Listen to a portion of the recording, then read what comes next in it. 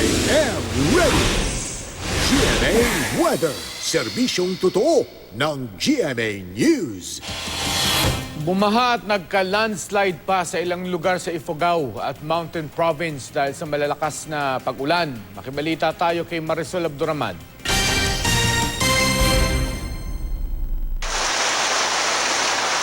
Anim na araw nang nakakaranas ng pag-ulan ng Bontoc Mountain Province. Ang kilalang tourist spot na Kajog Rice Terraces, binahana. Pero biyaya raw ang pag-ulan sa mga magsasakang problemado na sa kakulangan ng patubig dahil sa El Nino.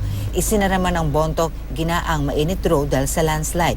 Pinag-iingat din ang mga motorista sa iba pang kalsada sa Bontoc dahil din sa posibleng landslide. Nagkaroon din ng landslide sa Ifugao dulot ng pag-ulan. Hindi madadaanan ang bahagi ng Aguinaldo Alfonso Lister Road dahil sa gumuhong lupa at nabuwal na mga puno. Wala namang napaulat na nasaktan sa insidente.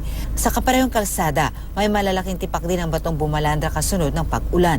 Bukod si MDRRMO at BFP, tumulong na rin ang pulisya sa clearing operations para madaanan ng mga motorista ang lugar. Marisol Abduraman, GMA News.